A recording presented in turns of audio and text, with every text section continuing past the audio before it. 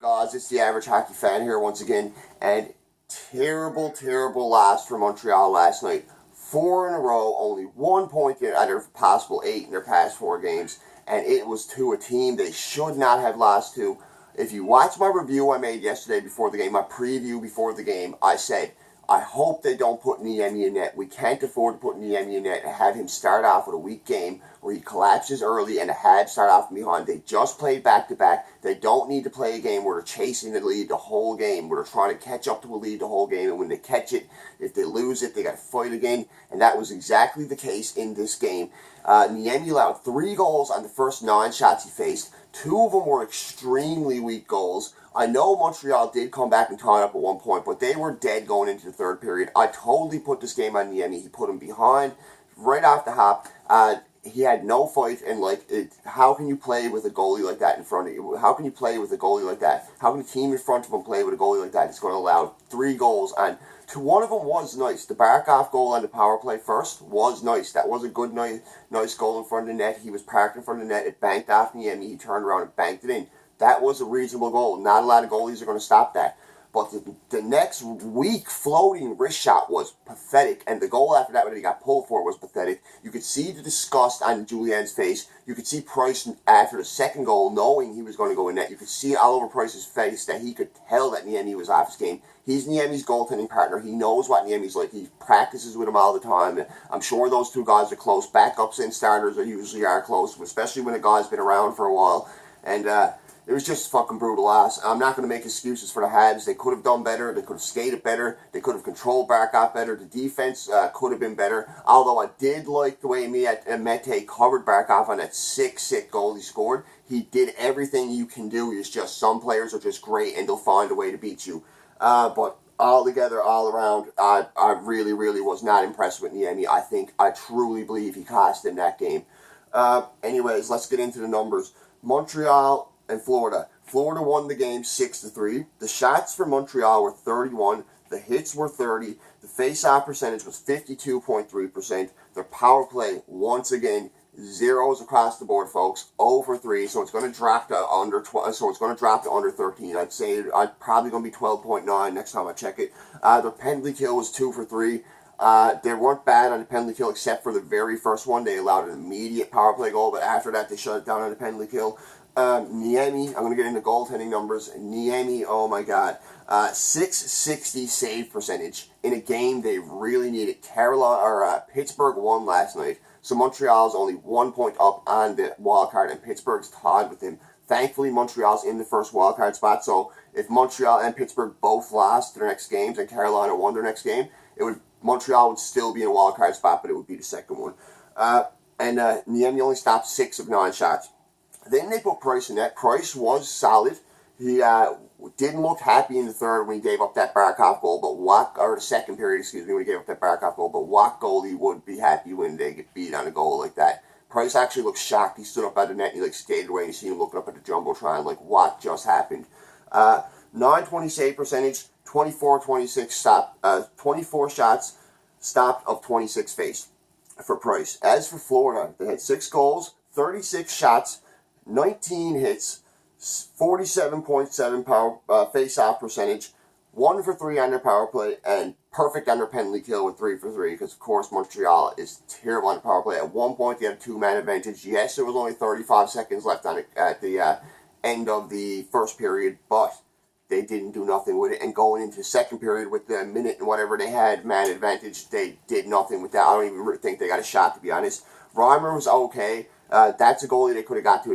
They could have took better advantage of it, but they did look really, really hard. Chase trying to come back after the end, he put him behind like they did. You could see it really, really warm out. One player who played extremely well though, and was honest, who had his wheels going the whole night, looked great to me. It was a phenomenal game. I thought it was his best game of the year. Even though the team lost, this player truly stood out to me. That was Domi. My eyes were just focused on him the whole game. Every time he was on the ice, I was watching him. He was flying all over the ice. He wasn't being stupid, taking stupid penalties. But anyways, Reimer stopped 28-31 shots, 901 save percentage for Reimer.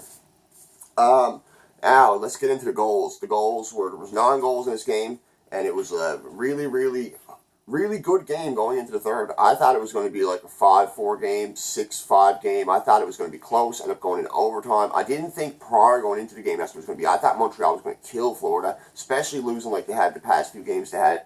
But going into the third period, the way the game was playing out, I thought it was going to be a close game. I figured Montreal would probably score early in the third. It would stay a close game. Florida or Montreal would probably score a game. Then one team would have to come back, and it would end up going in overtime. That's just the way I thought it would play out, because I've seen it play out like that so many times in hockey.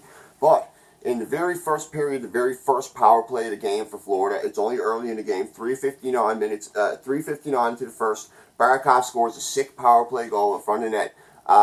The guy, I think it was Yandel from the point, blasts it. It hits off the goalie, bounces down. Niemi don't know where the puck is. Barakov just turns around, bang, bang, bangs it right in. Garbage goal, but a nice garbage goal, assisted by Yandel and Hoffman. Then, at 11:28 in the first period, this goal absolutely disgusted me. 99.9% of NHL goalies would have had this, and Niemi knew he fucked up when he didn't get that in. Pardon my French. Niemi knew he screwed up when he didn't get that in his glove.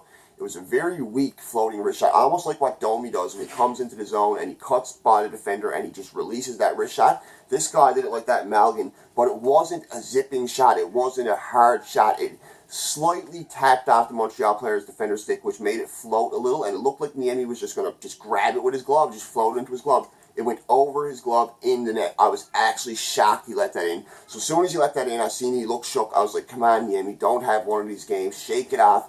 Be solid. Not even 2 minutes after that, Domi comes back down on the other end, snipes a beautiful wrist shot. It was assisted from Tatar. Comes in, beautiful Max Domi type goal. Beats the goalie clean.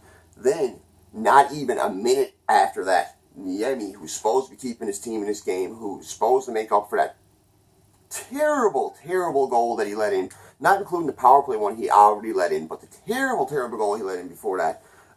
Vetrano comes up, another weak wrist shot beats Niemi. Goal. Barakov assisted it and Huberdeau assisted it. You can immediately see Claude Julien look at Carey Price. They immediately go to the bench. There's no hesitation whatsoever. Price is over. Before he even has his helmet on, he's ready to put his legs over the bench and jump over the bench. You can see Price is ready to go. He knows how big this win is. You can see the look of concern on every player's face. After that goal, the Habs went from like a loose, relaxed-looking team, a team that was there ready to fight, a team that looked gritty to me, that didn't really look overly concerned going into the game and at warm-ups and stuff. You could just see the look on all their faces of just shock and just, they look stressed out and they look pissed off. Shaw in particular, and Deneau in particular, really stood out to me. They looked like they were having rough games. At the end of the game, Shaw was cross-checking everybody. He looked so pissed.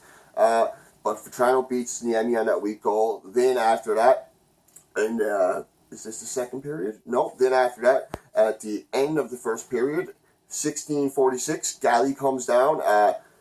They come down. Galley's come down on a 2-on-1. One of the defenders, I can't remember who it was, his Ekblad's on the other side. He comes up. I think it might be Yandel. He was waving over to Ekblad. I got him. And Galley was like, you don't got me. He blew right by him, put the wheels on, blew right by him. Ekblad was already out of the picture. He had no chance coming over to maintain Galley. Galley blew right by him, got the stick in front of him. Wrist shot beats Reimer clean on a beautiful Brendan Gallagher type wrist shot. We all know how good Galley's wrist shot when he's in close.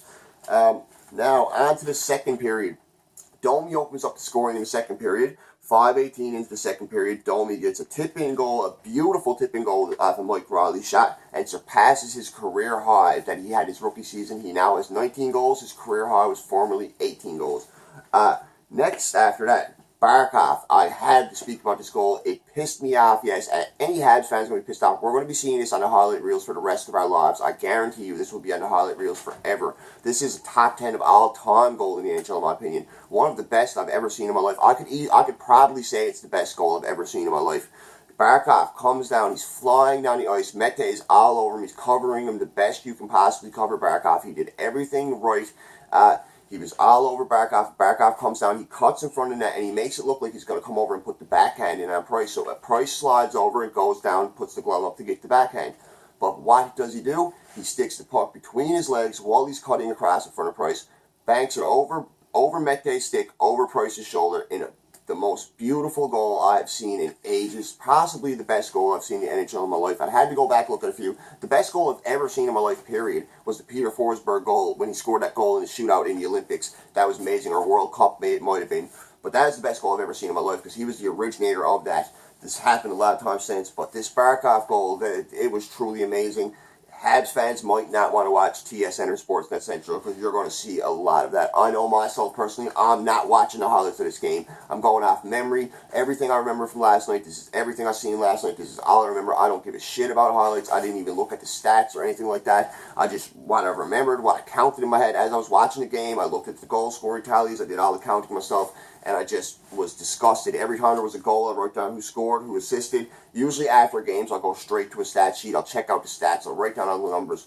But I just couldn't with this game. I just couldn't. It disgusted me. The only thing I checked to confirm 100% was the face-off percentage and hits. I knew what the power play was. I knew what the penalty kill was. I knew what the goalies had done. I already seen it. Anyways, after that goal by Barkov, and Yandel assisted on that goal actually, after that goal by Barkov, going into the third period, Barkov opens the scoring again at 9:13. Barkov scores off a pretty good play. He's coming in at 2-on-1. He's trying to pass it over to Huberdeau, but instead of passing over to Huberdeau, it hits off Montreal defender's skate, comes back to Barkov's stick, and he just banks it right in past Price. Price was sliding across because he thought himself the puck was coming to Huberdeau. He almost got back in time to recover, but unfortunately for Price, he didn't. But Price did have a solid game. All the same, I've heard a lot of Habs fans saying, "Oh, we should panic now. It's not looking like they're going to be a playoff team." With Carey Price playing like he is, even if this team doesn't play up to the standards, even if they're mediocre, they still got a damn good chance at the playoffs. I truly, in my heart, believe they're going to make the playoffs because Carey Price is just being Carey Price lately, and I've seen him take way less better teams than this. I've seen him take 8 seed junk teams that should have no right being in the playoffs to the playoffs with the way he plays. And this team has every right to be in the playoffs. They are a good team, despite this 4-game streak, this 4-game losing streak. And that Barkov goal was assisted by Huberdeau. Anyways, no, that Barkov goal was actually unassisted, I think. It doesn't say there's a sister. And after that, to seal the deal, the Habs pulled their goalie. I think there was 4 minutes left, which is rare for Julien to do that, or like late threes, like 3:50 or something. Rare for Julien to pull his goalie, but they were down by 2. They knew they needed these points. And within a minute, we got Shahan coming up the net. Assist from Dananoff, assist from Hoffman, just comes up, puts in, easy empty net goal, breaks all us Habs fans' hearts, completely crushed me. I was kind of happy at the end of the game that I had a UFC to watch to get my mind off the game because I honestly was disgusted with this game. I said it in my preview before the game. I thought it was going to be a statement game for the Habs. I honestly thought they were going to come in and win this like 6-1, 6-0, 5-1, and something like that. I honestly thought they were going to have 5 or 6 goals and they were going to make a statement and Price was going to stand on his head. And I didn't think I know a lot of people are saying it, but I didn't think Julien would put Niemi in this game. Sure, Niemi has had good games. He had a 52-save shutout at one point. He can be reliable, but at the same time, he can also be unreliable, and he's had so many games now. Like in Tampa, when we played Tampa earlier, Montreal went up 2-0 on Tampa right away. Going into the second period, what does Niemi do? Give up 3 goals right away and blow the lead. And Montreal ends up losing the game 6-5. I've seen him do this too many times. I've seen him do it in Dallas. I've seen him do it in Pittsburgh. Love the guy as a backup. In games that aren't absolutely desperate and you need them games like this, I can see him being put in. Down the stretch, if Montreal's up 5 or 6 points on the wild card, put him in. But don't put him in when you're 1 point away from being knocked out of the playoffs. You're 2 points up on the wild card. It's absolutely ridiculous. I did not want to see Niemi go in this net. I made a big point of it in my preview that I did not want to see Niemi go in the net. And I truly do put this game on him. Because if the Habs had to get out and if Domi had to get that first goal before Florida scored, or even if they had to go into the second period only down by 1, or only down by like a goal or 2, or I don't even know, I can't even explain it. Even if they had to go, it's disgusting. It's disgusting to me. I'm rambling about it, yes, I know, but it was such a bad loss, guys. It's 4 in a row for the Habs. I don't consider it a tank or anything like this, sort of falling apart now, but I know one thing, that Price is going to need to be the starter for a lot of these games because we're so tight in the division. Almost every game Niemi plays from now on, I'll be cringing. It's not me hating on Niemi. I know he's not going to play in the playoffs. He has been all right for the Habs this year, but we really need this win, and he did not look even close to an NHL goal at the end of last night. The one floating wrist shot that he got beat on absolutely made me almost throw my remote through my TV. And at that point, I almost in my head knew it was over. I knew, like, if in the end he gives up another one, they go down 3-1, I know they can battle back. But I almost knew it was over. Going into the third, I almost knew it was over. And especially came out playing the way they did when they came out playing the way they did. I just, in my heart, unless Domi or, Domi and Gallies were the only one who seemed to be skating in the third period. Weber looked really bad in the third period. This is Shea Weber's worst game of the year, in my opinion. He didn't look that good in this game. I got nothing but respect for Weber. I think he's the best, one of the best defenders in the league, and he's Montreal's the best player overall. But this was a bad game for Weber. He looked hard in this game. The back-to-back clearly wore on him. He's been playing a lot, and it's clearly wearing on him. And hopefully we don't see this from Shea Weber anymore. Not games like last night. Drouin had a couple of good moments, but other than that, he was invisible again. He's a guy who hasn't been showing up in a stat sheet once again after having 9 points in 3 games, only 5 or 6 games ago. So, yeah, there's not a lot to take away from this game. There's no positive whatsoever to take away from this game, except for Domi with the 2 goals and assists. Domi's the only positive in this whole game to me. It's something the Habs got to put behind them. They can't look back at this. They can't dwell on a loss like this. They just need to move on, play their next game, and win. They're playing Toronto Saturday, too. I'm looking forward to that, but I really hope they win that game. I'm hoping they can rattle off 3 or 4 in a row, because Carolina is red hot. They're right behind them. Pittsburgh is one of those teams no matter what, they're going to find a way to get in. So I'm hoping when it comes down to it, it's going to be the Habs and Pittsburgh in the wild card spot. We don't know what's going to happen yet, folks.